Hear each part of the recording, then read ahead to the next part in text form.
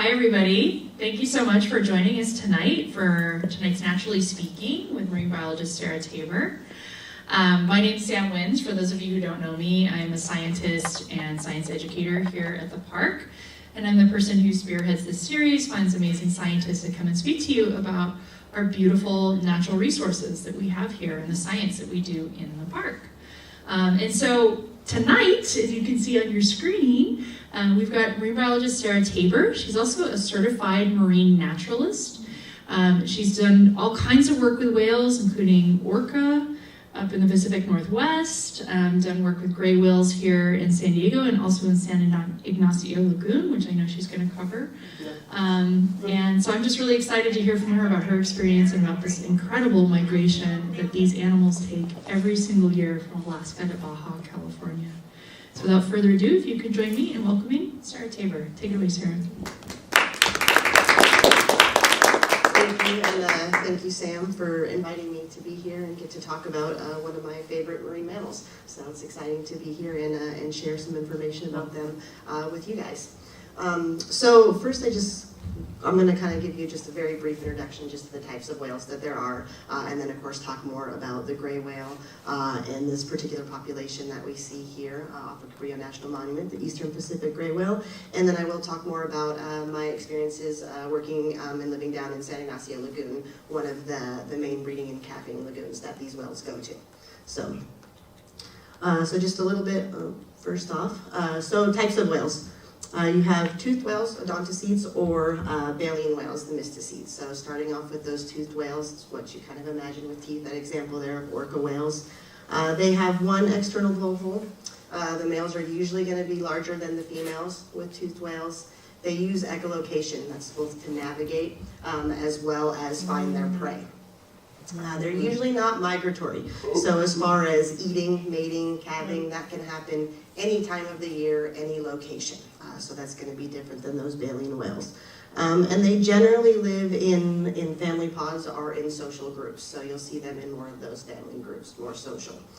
So baleen whales, like the gray whale that you see there, they have those plates of baleen rather than teeth, so they have plates of baleen that hang down from their upper jaw on both sides. Baleen is made out of keratin, so it's like the same thing as our fingernails.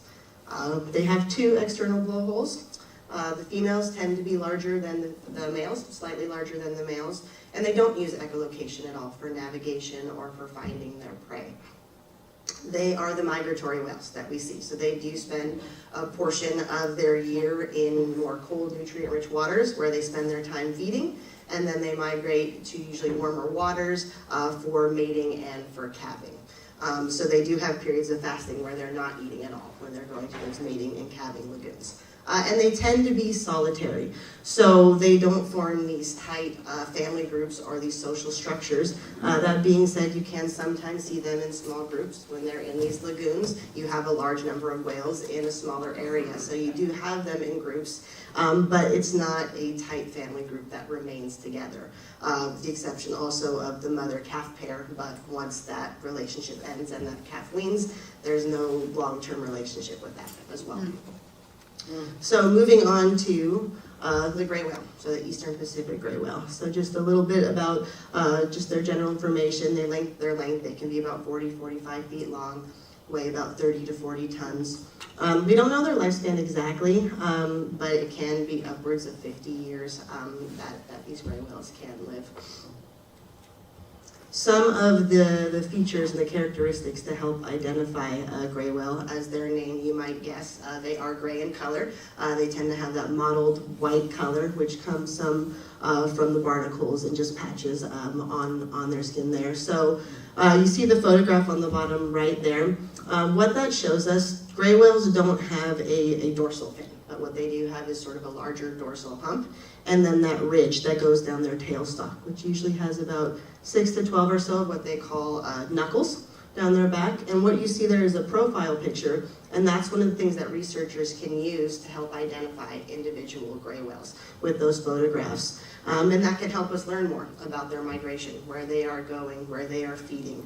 See if we see whales year after year, that can give us a better estimate of their lifespan if we see that same whale over many years. Then another thing they have on the top picture there, it might be hard to see, but you can see there's sort of these vertical lines there. Those are the throat grooves. Gray whales don't have many, maybe about 2 to 5. You can see on that one there's about 3 throat grooves there. But what that does is it allows for a little bit of expansion of their mouth, and that's for their feeding. Now, it's not like what you might imagine if you've seen humpback whales before that have many throat grooves or those pleats, which allows for a massive expansion of their mouth to take in lots of food and water. But they do have a few with that. And then what you can see again, one of the things that gray whales are known for is the barnacles and also the whale lice that are on their body. So you can see that on there. The other small picture is one of the whale lice that's on there. The barnacles, they are basically hitching a free ride on those gray whales. So they're filter feeders. It's a great place to be on a slow-moving whale and just eat as the gray whales move along.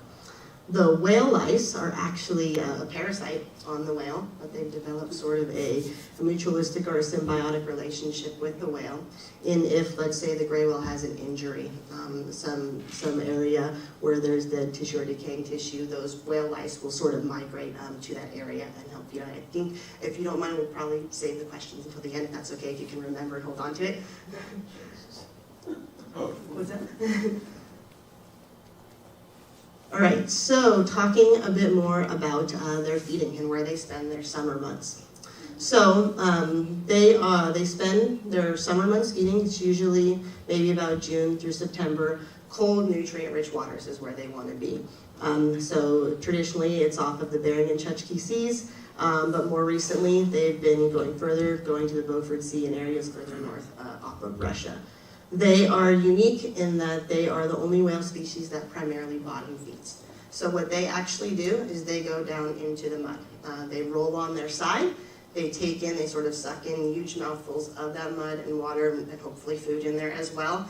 They close their mouth, they use the massive tongue that they have and push out all that mud. And then the way the baleen works, it sort of strains things. And so hopefully they're left on the inside with a lot of that food, which for them is usually amphipods, a small crustacean, and they just kind of lick along that, and then that's what they eat. I like to tell people it's interesting that they've discovered gray whales do tend to have sort of a dominant side, just like we're right or left-handed. They do tend to go to one side or the other with their feeding. And they can tell that just by maybe more abrasions that they could see on one side of a whale, or the baleen might be more worn down on one side of the whale as well.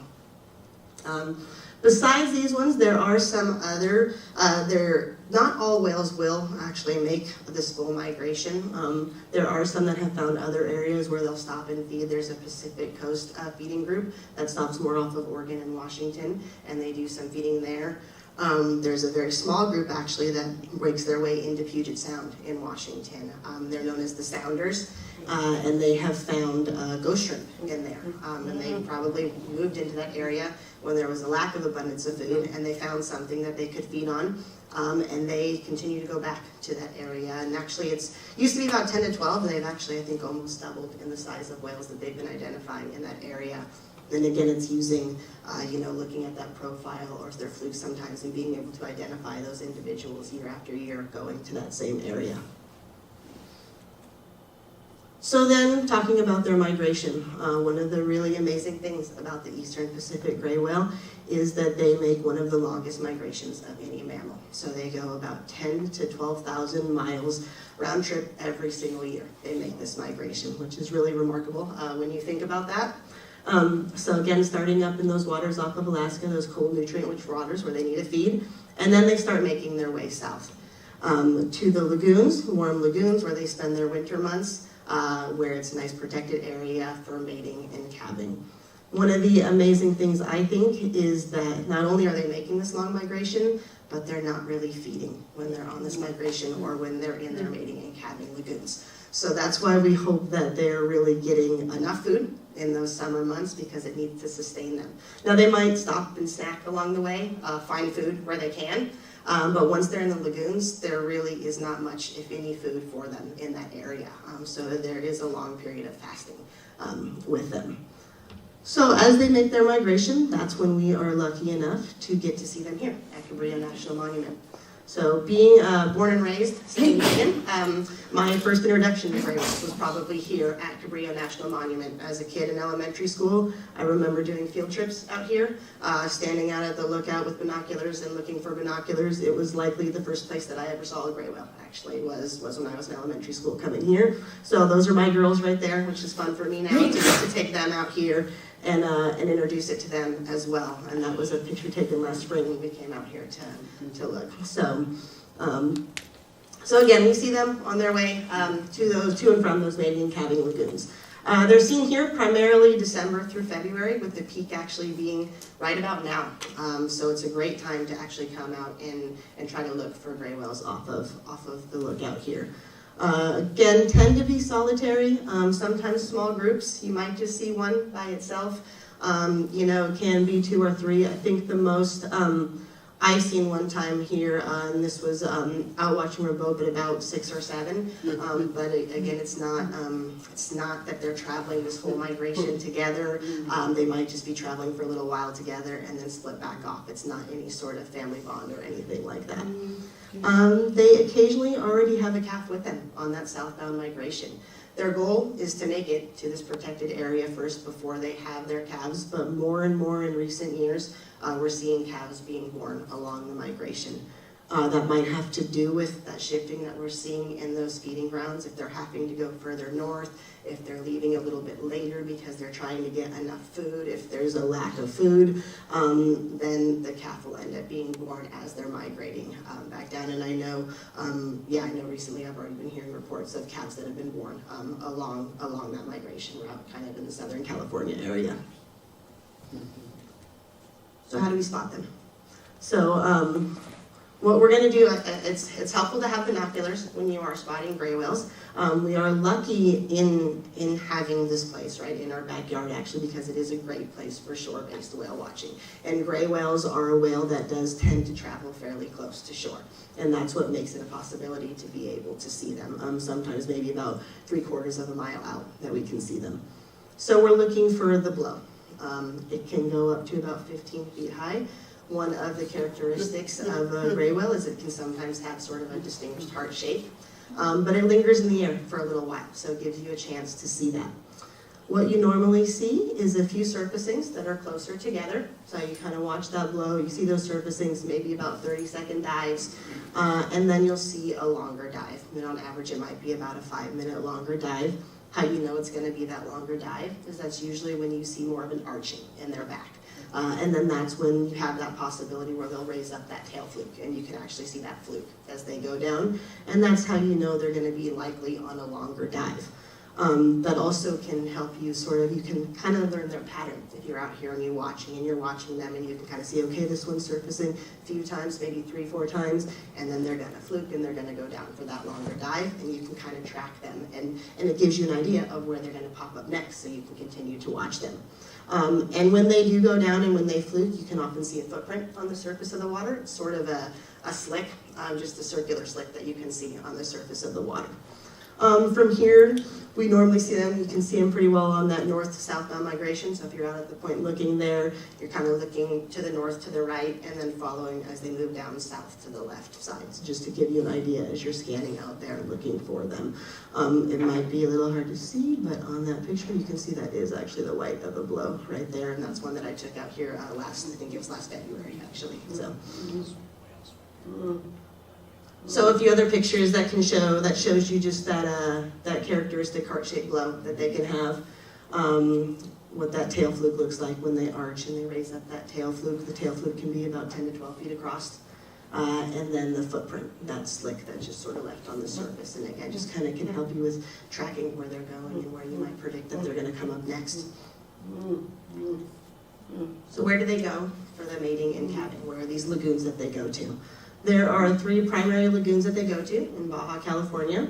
Ojo de Liebre, which is also known as Scammons Lagoon, Laguna San Ignacio, and Magdalena Bay. I think it's interesting that historically San Diego Bay was actually known as a breeding and a calving lagoon as well, but with whaling that sort of pushed them out of here, they never really returned and used that area again. So yeah, again, why, if they're not feeding, are they going all this way to these lagoons for mating and calving? It's protected from rough seas, so it's kind of an inland protected water. It gives them a safe place, protected from predators. One of their big concerns is my other favorite whale, orca whales. So that does give them a safe place in these lagoons to be protected from predators. In the past, I would say they don't have any instances of orcas actually going into the lagoons. That changed as of last year, when some of the local fishermen did see some orcas actually go into the lagoon. It was very early on in the season. I believe there were not many whales there yet, but it was interesting that, that they actually did go into the lagoon this time. I like to think that maybe the sheer numbers of gray whales in those lagoons, the orcas wouldn't want to mess with them when they're in there, but it certainly is a concern. So generally speaking, it's a safer place for them to be. So it's a great place for mating, for getting growth, for nursing their calves with a minimal risk while they're in those lagoons. So that's why they would travel all that way. So the order in which they arrive to the lagoon, there's kind of a sequence in how they do arrive to those lagoons. The pregnant females are going to arrive first. Again, they're trying to make it there before those calves are born, to be in that safe area, those protected waters, when they give birth and when they have a newborn calf. So that's their goal, so they're going to be the first ones to arrive. That's going to be followed by the males and the solitary females next, the whales that are going there to mate. So those are going to be the next ones to arrive. And the juveniles come last, and I find it interesting with the juveniles because they're not giving birth, they're not of reproductive age yet. Why are they going all that way? It's kind of interesting, actually. They don't really have anything to do down there. There's not food for them. So why are they going all that way?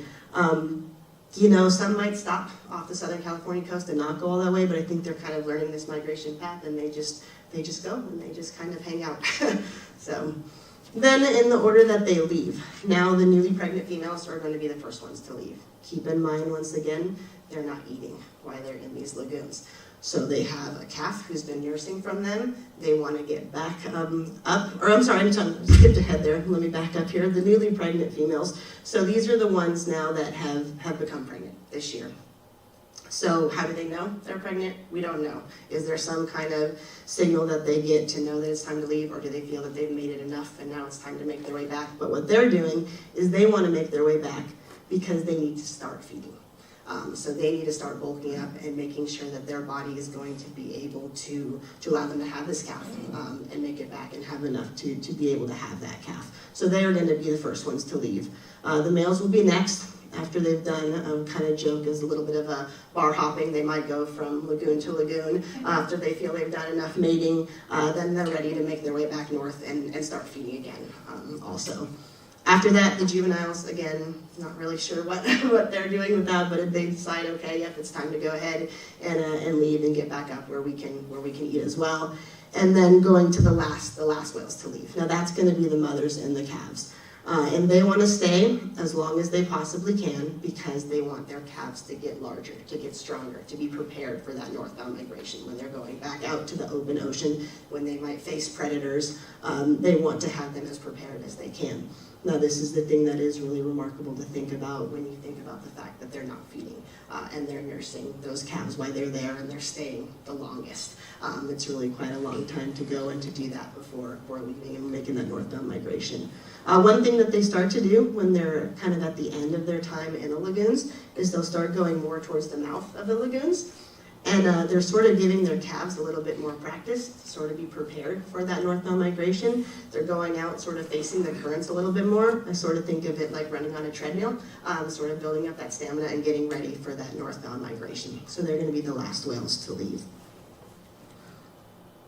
So the things that we see in the lagoon, once again, the mating activity. So we're going to see that usually February and March. The whales are sexually mature at around 8 years old. What you see with mating that indicates its mating behavior is going to be a lot of surface activity. So that's when you're going to see more different parts of the body up in the air. So you see the tailstock up there, the flukes up there, that's a pectoral fin there. You could have little groups in there with a lot of that activity. But that's what you're looking for, is a lot of tail slashing. The moms with calves are going to try to avoid that, but it's not going to stop the males from trying to mate with those females as well. So sometimes you will see a lot of activity and commotion and a mom trying to sort of get her calf away from that area, because it's not a place that you want a newborn calf also when there's a lot of that activity. The calving rate is thought to be about every 2 to 4 years of the gestation of 12 to 13 months. So what's thought is the mating will occur. They'll make their way back up north, feed up north, come back the following year to the lagoon, and then that's when their calf is born, is that following year. Every now and then it can happen where a male will mate with the female that has just given birth, and you could have back-to-back calves. Again, these are things we know just by identifying the same individuals year after year and seeing them with the calf the following year. But that's not as common to have that happen. It's usually maybe every other year that they would give birth to a calf. So talking about the calves. Born anytime, start seeing them maybe mid-December on to February. Like I said, sometimes born on that southbound migration. They're about 12 to 1,500 pounds, about 12 to 15 feet long at birth. They start growing pretty quickly. So consume about 50 to 80 gallons of milk a day. They can gain up to 50 pounds a day. That milk is very high in fat content to help them really pack on that weight. They nurse until they're about 7 months old. So they'll make that migration back up north with mom. At some point in the feeding grounds, what sort of happens is mom might go down to feed and pop up in a different location, and that calf is now on their own. So it's actually pretty interesting to think about, because the bond between the mom and the calf it's very close. They are very close to each other when they're in the lagoons. Mom is always, if not right next to the calf, very, very close to her. The calves are rolling all over mom. There is a tight bond with that. So it's interesting to think about all of a sudden that's just over. And there's no long-term connection after that. But that's sort of what happens. The calves will learn that migration route going back up with mom for that first time. And then once again, they're sort of on their own after that. In the lagoons too, we do occasionally see feeding behavior, and I don't know if that's something where they are teaching their calves that behavior. Again, we know that they're not really getting much of anything, but we see what you see, which is them rolled on their side, a peck fit in the air, because it's shallow water, and that's what they're doing with their feeding, is rolling on the side, going into the mud to get their food. And I have seen a calf come up and spit mud out of its mouth actually before too. So, so yeah, talking again about the fact that they're not eating, those moms can lose 1/3 of their body fat during that time period before they get back up to those feeding areas. So they really do need to be finding enough if they're going to give birth to a calf to be able to sustain them over that period of time before they can make it back up to those feeding grounds again. So I'll talk a bit more specifically now about Laguna San Ignacio, which is where I spent my time down there. It's a biosphere reserve, a World Heritage Site, a migratory bird sanctuary, and a whale sanctuary. You can see it there. It is about close to 20 miles long, anywhere from about 2 to 4 miles across at different points. And then the camp that I was at was just sort of right on this point, right there, near the mouth of the lagoon, going back out there. So I would like to mention a little bit too about something that happened in the 90s in that area. Mitsubishi Corporation proposed with the Mexican government proposed building a salt works there, which would have been in San Ignacio Lagoon. It would have created massive pier being built, exportation, so a lot of boat traffic, things like that there. But Natural Resources Defense Council, the International Fund, I'm blanking on my, apologize, sorry guys. The International Fund for Animal Welfare, they got together along with the local people. And they made a massive campaign and a boycott of Mitsubishi. Came together. This was a 5-year battle to try to stop this from happening. As the story goes, what happened is the Mexican president at the time, because of all of this pressure, ended up taking his family to San Ignacio Lagoon, went out on a whale watch boat, and had an amazing encounter out on a whale watch boat. And as the story goes, his wife pretty much said, "You can't let this happen," put her foot down, and he stopped it at that point from happening and called it off. And so San Ignacio Lagoon now looks the same as it did, 30, 40, 50 years ago. It's, there's no buildup of anything like that there. There's ecotourism there, but the tents, like where I was at, those tents come up in the whale watching season and they go back down at the end and nothing is left there. So it's part of the Vizcaíno Biosphere Reserve, so there are very strict whale watching regulations in the lagoon there. So the boats that can be in there, they're permitted by the Mexican government. That's the only boats that are allowed to be in there. During this time that whales are there, no fishing is allowed in the lagoon. So the people that take you out on the boats for the whale watching tours are the local fishermen. So what they do is they take you on their pangas. Boats are about 20, 21 feet long or so. And this gives the local fishermen a livelihood during the time where they can't be fishing there because they're not doing it when the whales are there. So it does give them a livelihood by having this ecotourism there, and they're the ones taking you out to do that. But as far as the regulations, whale watching is only going to occur in that outer quarter of the lagoon. That's the observation area. So the whales do have a lot of the lagoon where they can be, where they don't have to worry about any boats being in that area. There are some that will transit through, but there's no stopping at all in that area. You can only stop and watch when you're in that observation area. Only 16 boats at a time. There's the sheriff who's out there at the point and kind of monitors all that, is in radio contact with all of the different boat drivers and maintains that, where there's only 16 boats in the observation area at a time. 90 minutes that you're out there, and it can only happen between the hours of 8 and 5. And then I'll talk a bit more about friendly whales later, but if there are friendly whales, you can only have 2 boats with them at any point in time. So they do have very strict regulations that they follow in the lagoon there for whale watching. So a little bit about some of the other behaviors that you'll see, or communications that we'll see with gray whales. When gray whales are migrating and when they're feeding, they have one focus. It's feeding or it's getting where they need to be. There's not really as much time for more of these social behaviors. It's a one-track mind in these other locations, and for a very valid reason. So when they're in the lagoons, though, and they're not feeding, they're mating, they're calving, they have a lot of time on their hands, sort of. And it's a safe place again, so it's when we tend to see more of these social behaviors.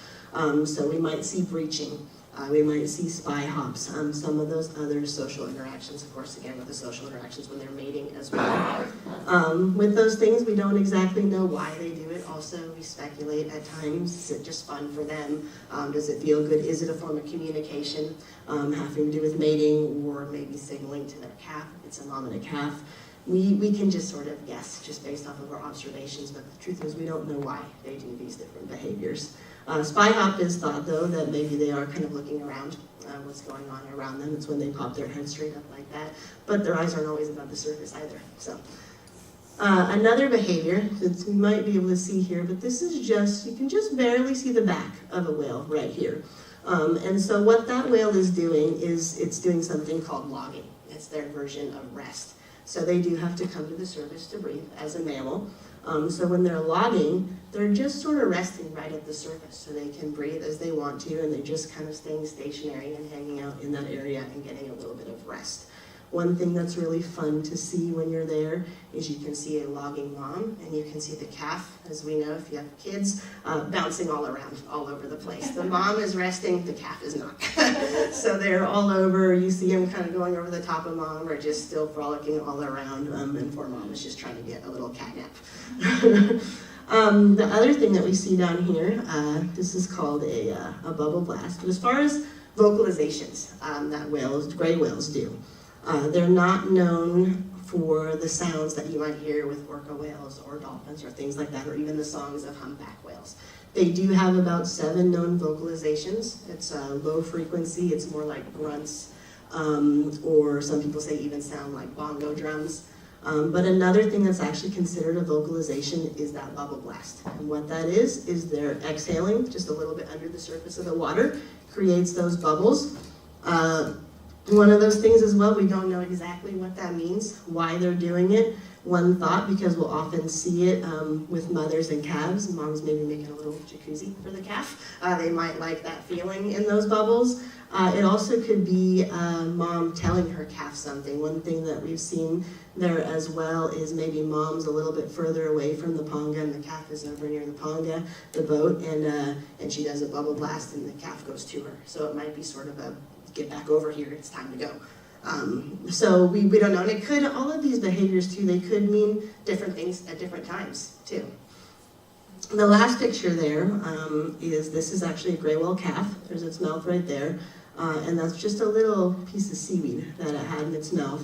And I showed this just to show the playful nature of them as well, which is something you get to experience when they're in these protected lagoons. That particular calf was going down to the bottom and came back up with that little piece of algae in its mouth and spit it out of its mouth and grabbed it again and came back up and spit it out again, and this continued on for quite a few minutes, and it was actually just being playful. Again, they're kind of like little toddlers that you have there, and they have this time on their hands and they're just nursing and they're playing, and so they do have sort of that playfulness as well when they're in these lagoons, and more of the social behaviors that you can see. So then I will talk about friendly behavior, amistosis. I don't know if anybody has heard about this with gray whales. It's a very unique thing that happens in their breeding grounds. But before I talk about that, I'd like to talk a bit more about the history of these whales once again. This population is a population of whales that was nearly brought to extinction twice in their lifetime by the hands of humans with whaling. So it's remarkable to see them this close after being nearly brought to extinction by whaling. They were known as devilfish from whalers, to the extent that these moms would protect their calves. They would ram the whaling boats to try to protect their calves. So they were feared. They were a feared whale. And what happened, as the story goes with this one too, was a local fisherman by the name of Pacheco Mayorel, and he was out in his pongo one day, and gray whale was in the area, and for whatever reason, he decided to reach out his hand and he touched the whale. And it sort of started the beginning of changing the perception of gray whales, that they were this whale to be feared, known as the devilfish. And so it sort of started that. This friendly behavior, it doesn't happen with the whole population. It's a small portion of the population that are known as these friendly whales. And again, thinking back to the regulations, boats are not chasing these whales down, not forcing this to happen. These whales are actually seeking this out. They are coming up to the boats and wanting to be touched or wanting to be near the boat. You can see it with adults, solitary whales. You can see it with juvenile whales, but more often than not, it's moms and calves. And it's the mom actually encouraging her calf to come up to the boat and pushing the calf to go towards the boat. So you can kind of see the progression of it over time. You'll see newborn calves that are a little bit more reluctant, and mom is sort of nudging them closer to the boat. And then as you see them grow throughout their time in the lagoon, they get more comfortable, and pretty soon they're going over there by themselves, and mom is just a bit off in the distance. So, and I think too, we don't know if maybe the whales that are friendly, then later on those adult ones that come back and are friendly, or the juveniles, perhaps those were ones that learned it as a calf from their mom, and it's those ones that are continuing to do that behavior. Why do they do it?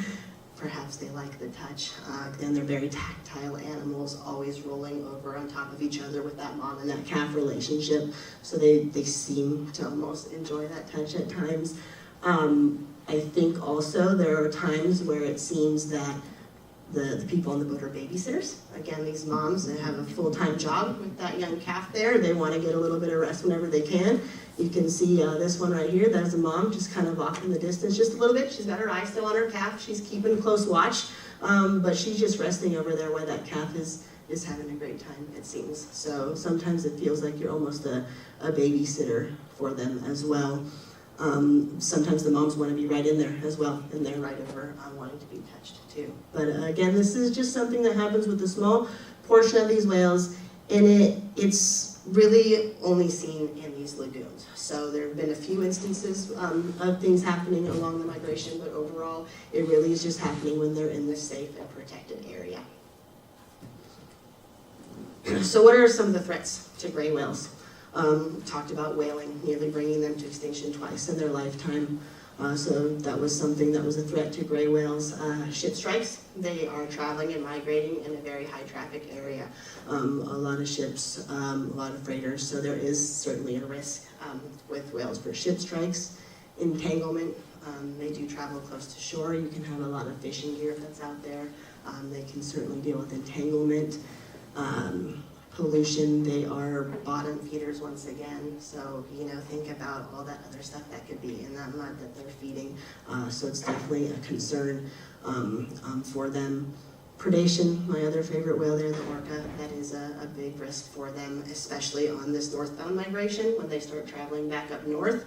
That's when the orcas like to go after them, especially off of Monterey Bay. There's an area where it gets very deep. Orcas hunt in packs, like a wolf pack, so they work together. They can sort of sneak up and be more stealthy when it's in a deep area like that, and they try to separate the calf from the mom and be able to get them. Unfortunately, about a third of the calves don't survive from the northbound migration, and it is thought that a lot of that is due to orca predation.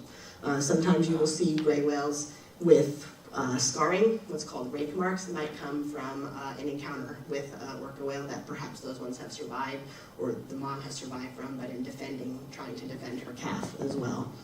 And then starvation, that's a big thing that we're seeing emaciated whales, starving whales. It's a big concern for them if they are getting enough food when they're in their feeding grounds. Right now we know there's climate change, and we know things are changing in their feeding areas, and there is a great concern of if they're getting enough to eat or not, which leads into sort of the status of these gray whales. So they were listed as an endangered species after whaling.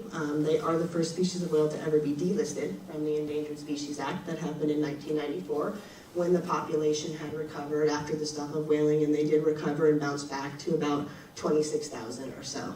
Then they had in 99-2000 what was called an unusual mortality event, where they started seeing more mortality in whales. More whales were dying. Don't always know the reason for that, because with whales, when they die, we don't always know. They don't wash ashore. When they do wash ashore, it's when necropsies can be done and maybe figure out what that cause of death was. Was it a ship strike? Were they emaciated and starving? What were some of those other things that could have caused that to happen? Since then, the other thought at that time too was, is it possible after they bounced back, did they sort of reach their carrying capacity? How much food it could sort of sustain, like the population size got to what their food source could sort of sustain. But then going back now, so now the population is thought to be at about 17,000. They did declare another unusual mortality event in 2019, and that's looking at the drop in the population from about 2016 to 2019. And it was dropping about a 38% decline in the population size. So there's a lot of work going into figuring, out. Again, don't always know what caused it, but they're certainly seeing a lot of emaciated whales, and there is concern once again with climate change and if they're finding enough to eat, and if it's enough nutrients really in what they're feeding on as well. Recent numbers after 2019, the mortality has sort of stopped dropping so significantly, but they're still seeing starving whales. So they're kind of, from what I understand, they're going to sort of wait till after this season, see how the numbers are, see how the whales look, and see if they feel like it's starting to maybe start to bounce back or not, because it's kind of just, it's not decreasing as quickly at this point now. So they're trying to see sort of if it's going to bounce back again at that point. So what can we do to help gray whales? Thinking about that they're bottom feeders, and I know they don't always feed off of San Diego. Maybe they get snacks here and there, but again, they feed in the mud. They feed in the ground there. So they're going to take in other stuff with that. So beach cleanups. I know there's a lot of organizations that do monthly beach cleanups. It doesn't have to be a big beach cleanup. When you go to the beach yourself and you see trash out there, pick it up. Think about the fact that all this stuff ends up back in the ocean. Even with one-time plastics, single-use plastics, we want to make sure that we're recycling, we're reducing, we're reusing, we're cleaning up beaches, not letting all this stuff get back into the ocean, which, they could end up eating some of these things as well. Think about that. That's in the mud that's going to end up in their stomachs as well.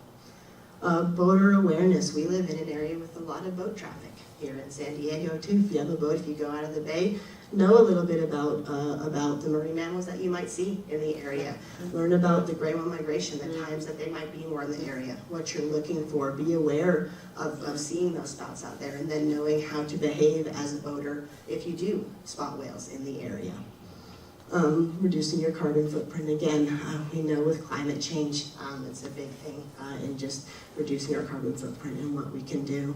And advocacy and educate, by being here tonight, by learning about gray whales, by, maybe not think that we protect what we sort of have a connection with. And maybe, you get a connection with the gray whale and you can go on and share that with other family and friends and go on and do something about it. So education as well can make a difference. So thank you guys for coming out and learning a little bit about gray whales today. Again, one of my favorite whales. Also want to thank, that's my friend and mentor, Cindy Hansen. She helped me a lot with putting together this presentation. She is an education and advocacy coordinator with Orca Network up in Washington State, but she's also spent close to 20 seasons down in San Ignacio Lagoon with the gray whales. So thank you to Cindy. And then also a big thank you to Sam Wins for, again, having me here today, and all that Cabrillo National Monument does. They have a lot of great educational programs that they do out here. So, sometime when the gates are open, when it's light outside, come back, spend some more time here, see all the other education programs that they have to offer, and come back soon and look for those gray whales out there as well. So, thank you.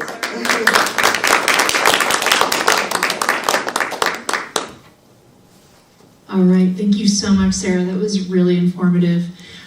We're going to open it up for questions now. And we do have a lot of people on Zoom today, so what we'll do is we'll take one question from the audience here, one question from Zoom, one question from here, etc., so that everyone gets a chance to ask their burning questions. Okay, so anyone in this audience have a question? Yes? I have a couple questions. First, regarding toothed whales. Mm-hmm. I only know of orcas and sperm whales. Mm-hmm. Are there others? And also, does beluga whales, do they have teeth or are they baleen? Great question. I'm going to repeat it so that people on Zoom can hear your question. So regarding toothed whales, she's aware of orca whales and sperm whales, and she's wondering if there's other toothed whales. And also, beluga whales, do they have teeth or baleen? Mm-hmm. Yeah, great question. Beluga whales, just to start with that, they do have teeth, so they're considered a toothed whale. Some other examples of toothed whales, which those are great ones, sperm whale is the largest of the toothed whales. There are also pilot whales, false killer whales. When you look at it, actually porpoises and dolphins are also considered as toothed whales too. So there are quite a few more too if you start looking, but yeah, those are just a few more examples of some other toothed whales. And again, also including dolphins and porpoises in that too. Great question. You have a follow-up? Yeah, well, yes, different one. I was lucky enough to go down to the lagoons a few years ago, and I learned that and I forget which one, I think it was Scammons Lagoon, because it was on the east side of Baja, but they said it was 4% saltier than the ocean. Is that true? Because the mothers can easier lift the babies to the surface? Yes, so there is a higher salinity in the lagoons as well, and that does help with the buoyancy. And it is another one of those things that that makes it a great place for moms to be with raising their young calves. Yeah, good question. It's really cool. I didn't know that. Yeah, it's fascinating.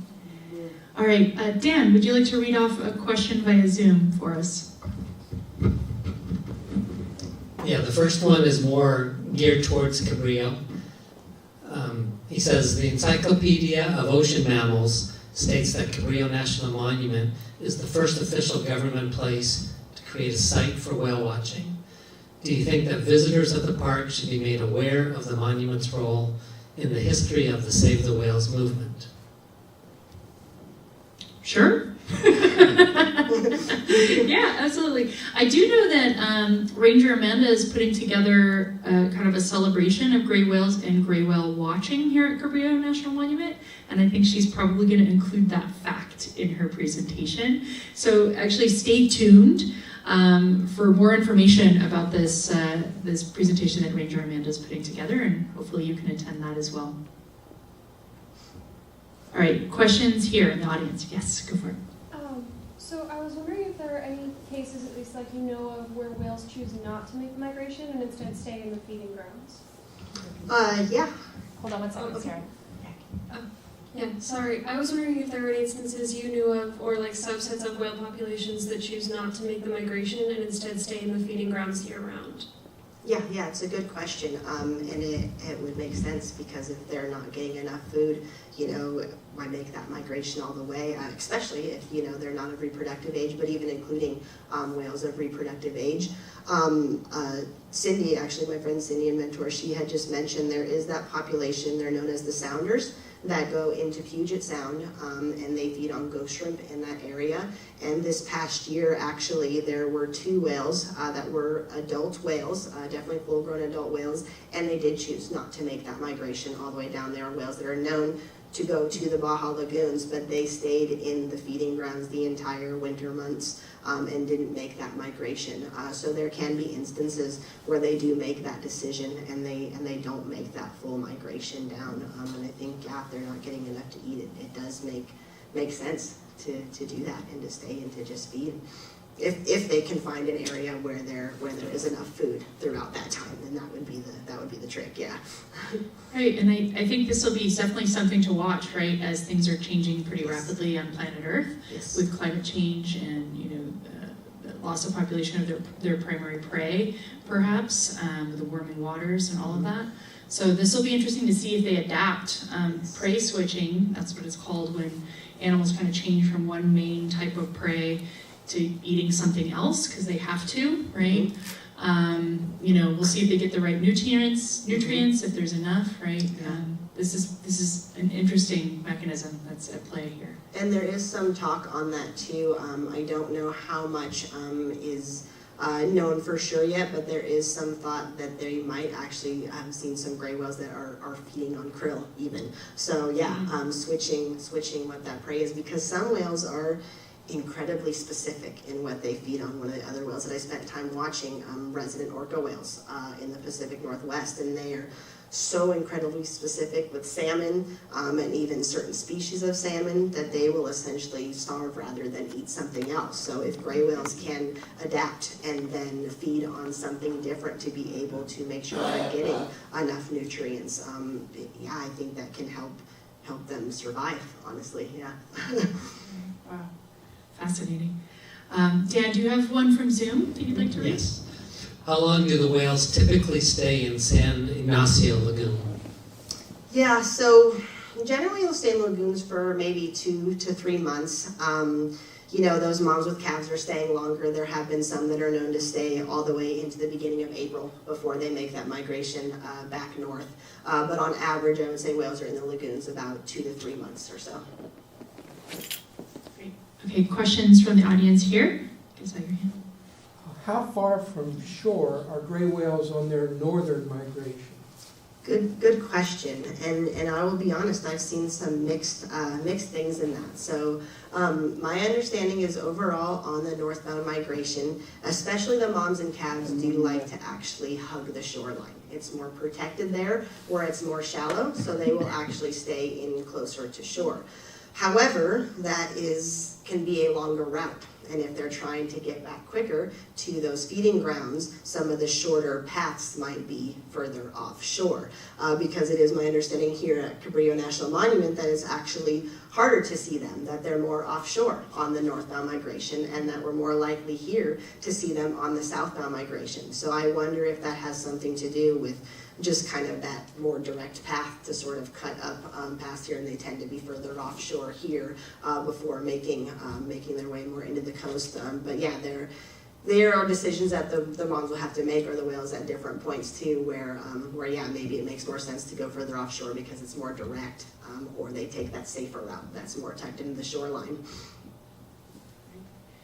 Dan, is there another one from Zoom? Yep, so I'm going to ask these 2 questions because they are related.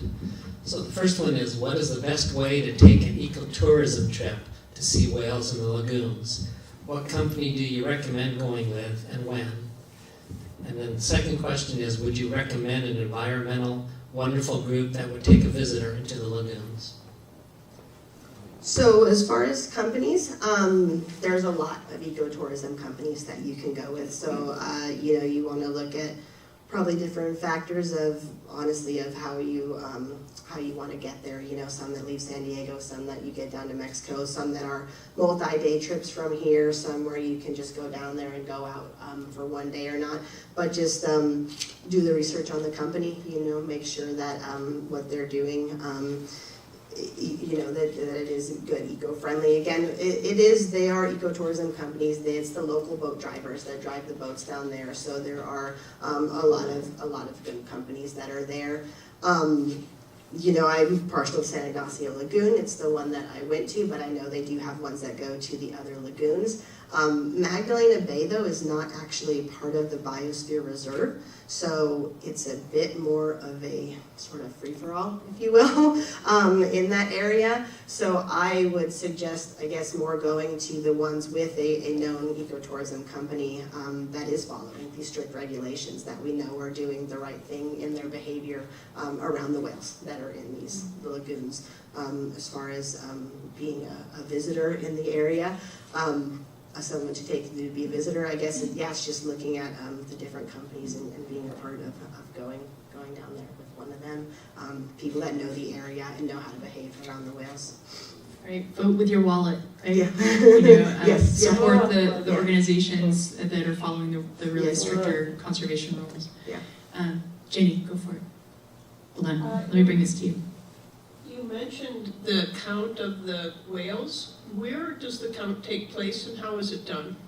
There's various shore-based areas that will do that, different organizations, and it can be kind of pooled together. Like I know I get daily emails from a chapter, the LA chapter of the American Cetacean Society at Point Vicente. They do counts from December 1st on into May.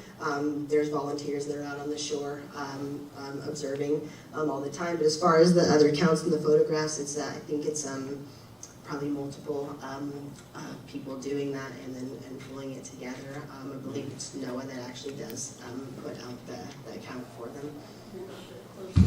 Oh, I'm sorry about that. Yeah, it's various organizations, I think, that are helping with gathering that information, but I think it's NOAA that actually does kind of formulate and put that projected count out for what they believe the population is and declared the unusual mortality event. Dan, are there any more questions from Sam? Yes, forgive my pronunciation. Kathy says there's a salt works at Guerrero Negro, isn't there? Yes, there is, yeah. And the salt works, is that when they're extracting salt from the ocean? Correct, yes. Okay, Yeah, so for sea salt for use. Yes. Just to clarify.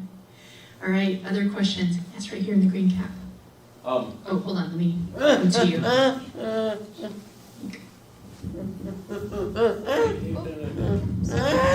Sorry, my phone.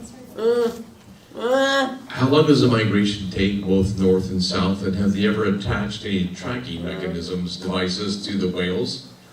And then also, something else, I saw a video last year of when the orcas attached the mom and the calf up by Monterey. Can you comment on that at all?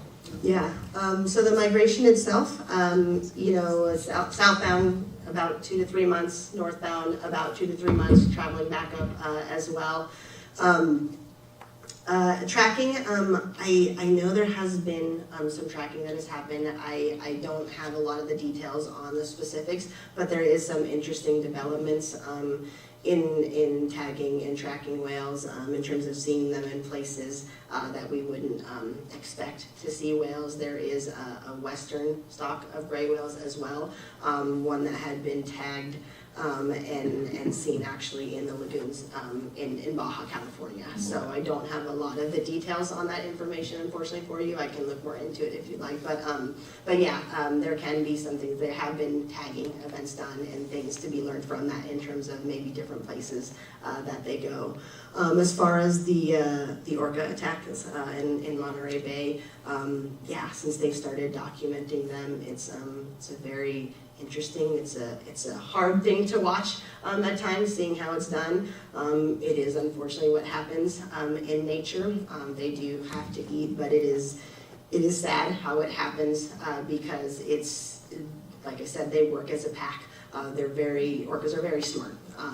And they are essentially separating the calf from the mom and tiring them out basically until they drown, and then feed off of them. So it is a hard thing to watch and see, but it is also it's very interesting to see how orcas work together to do that as well. Dan, do you have another one from Zoom? I have one more. Pam says, wonderful lecture. And I just want to mention, she hopes she can watch this again somehow. And I just wanted to mention that by next week it should be on the Cabrillo YouTube website as well as a link from the Foundation's page. Thank you, Pam.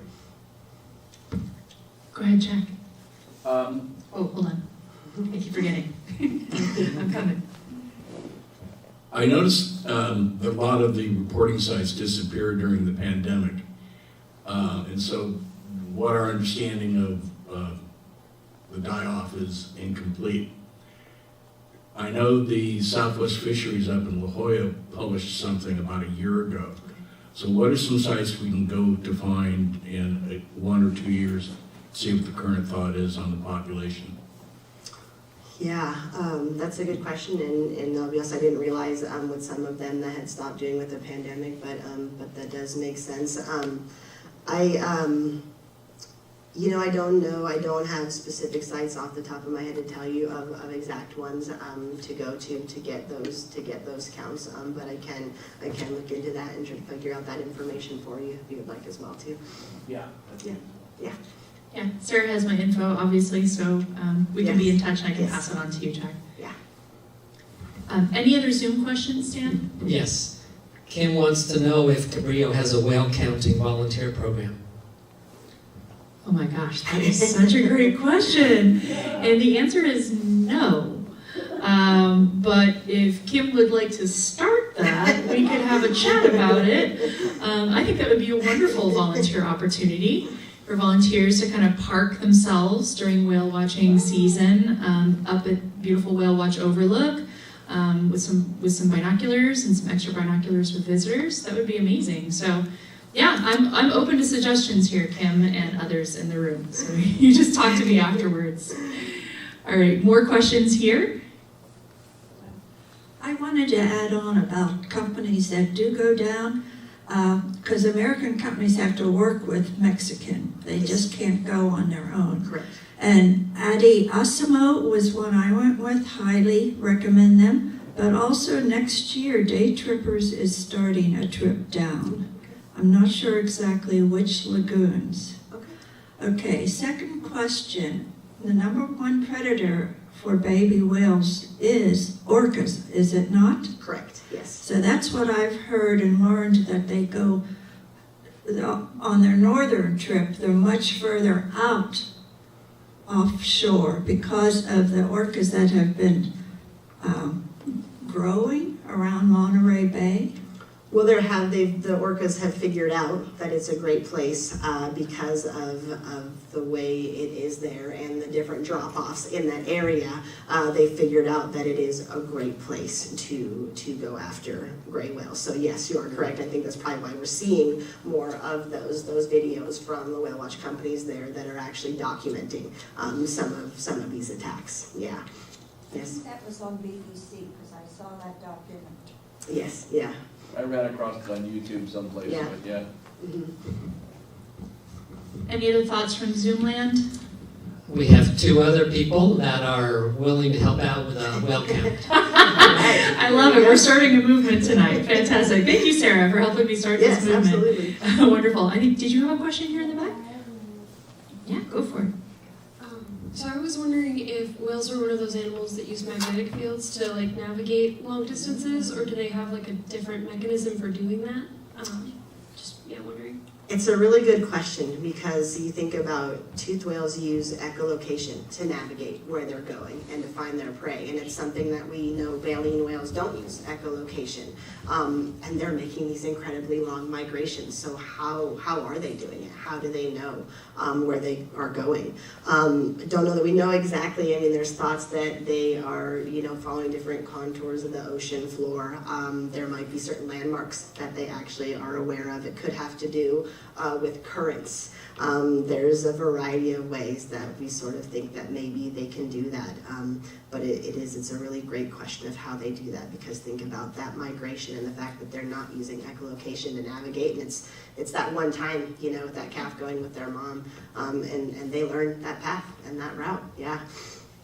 I'm willing to bet that this is a line of active research. Yes. For behavioral ecologists, Yeah. looking into this and trying to figure it out. I know from a bird perspective, because y'all know I'm a bird nerd, if you know me at all, they use a lot of different cues. It's kind of all of the above. So they use the sun, they use landmarks, and they also do actually use magnetic fields. They're true navigators. So yeah, I'm wondering if it's my guess, my hypothesis tonight would be maybe a combination of many of those. But that's a great research question, and now it makes me want to go research this afterward, right? Maybe we should go to Google Scholar and see, figure out what we can find. All right, other questions? Zoomland? No other questions. I just want to mention that I put into the chat that if people want to help create a well counting opportunity, to send an email to cabervolunteers@fps. So you may want to warn Sandy. Yeah, thank you. Actually, and thank you for not sending them directly to me, Dan, so I don't have 30 emails tomorrow about that. I think I saw a question over here. I'm going to bring this mic over to you. Hold on one second. I was just curious, do the whales have a sleep mode of some kind, or do they move 24 hours a day or during the migrations? Yeah, it's another good question. They can travel 24 hours a day. Yeah, so they're regularly moving. It's just kind of a slow, steady pace, about 5 miles an hour, but they are regularly moving. The only sort of rest that we see is that logging behavior that they'll do. But yes, they're going 24 hours a day. Yeah. Man, a third of their body weight, 24 hours a day. I wish I need whale energy up in here. Okay, Ginny, you had a question? So how do the barnacles get to them, since barnacles aren't terribly fast and the whales are always moving? Great question. How the first one happened initially, I'm not sure, but there is, my understanding is actually a species of the barnacle is even unique to gray whales now that's on them. So there's a species that's unique to gray whales. As far as getting on the calves though too, because they're not born with them, they're more that pristine dark gray color, but they're rolling all over mom as soon as they're born, and so that larvae is going to transfer right onto the calves, and you start seeing those barnacles form almost immediately in the lagoons, just from the transfer then from mom to the calves of them. Right, because I think barnacles, right, even though they're sedentary, once they've kind of found something to attach to, I think that their larvae, right, are pelagic, right, so they move with the currents and everything, so it's just going in the currents, and it happens to land on a whale, and it's like, this is a nice rock. Right? It's like, I'm going to hang out here. All right, great. I have a couple more. One was just brought up. I understand or read someplace, but the only two whales that do not have barnacles, lice, or pilot fish are the blue whale and the fin whale, because they're the fastest. And also, what is this Google Scholar that you mentioned? Is that open for the public? It is. I'm really happy you mentioned that. So as a scientist, right, we want what we call peer-reviewed journals. So these are scientific publications that are reviewed by our peers, right? Reviewed by other scientists to be like, yes, I can repeat this experiment. Yes, this is good data. And so Google Scholar is actually different than Google. You can actually, this is how meta is this, you can Google Scholar and it'll send you to the Google Scholar website. And what's on the Google Scholar website are only peer-reviewed publications, right? So if you want to know some, it's going to be deep in scientific jargon a little bit, but anyone can understand an abstract, right? Which is kind of that first paragraph, which tells you something, or even the conclusion, right, of any of these papers. So if you want to make sure that your sources are really sound and you want to be up to speed on the newest research that's coming out, you go to Google Scholar and you can put in search parameters like, I only want papers from the last 5 years, and I want them under these 3 categories, and I want these 6 keywords, right, to find all the current information that's coming out, that's being published. Make sense? Yeah, you're welcome. Ooh, I love it. We got some science here right there. And is that true about the blue whale? Do you know? I don't know specifically with them. I know fin whales are an incredibly fast whale, actually, for their size. So I would believe that's possibly true. I know there's other species where, looking at a lot of orcas, they're not normally one that you see with barnacles, but then I saw a certain ecotype of orcas here off of San Diego before, and they actually did have stock barnacles off of their pectoral fins. So I think, I'd have to look into each species and kind of see more about it, that there could be some, that there might be, and there are certainly species, I believe, that probably wouldn't have them at all. That's cool. Yeah. Other questions? Anyone? Have we exhausted your questions tonight? Fantastic. All right, let's give Sarah another big round of applause. Thank you so much for being here tonight. Now, we don't have the next Naturally Speaking scheduled because we're waiting on me to schedule it. And I will tell you, I'm going to be the one speaking actually next time on birds, specifically their adaptations for flight. And this is going to be a family-friendly event. Probably not appropriate for really tiny ones, but there'll be lots of activities, lots of hands-on things that we're going to be doing. I'll need helpers to come up and do some demonstrations. So should be a fun one. It's going to happen at the end of March or beginning of April. Go ahead and keep your eyes on our website and our social media. We'll make an announcement as soon as I have that scheduled, as I can figure out my own schedule. All right. And thank you so much for coming tonight. We're just going to ask that you to go directly to your car since the park is closed. Thank you again for being here.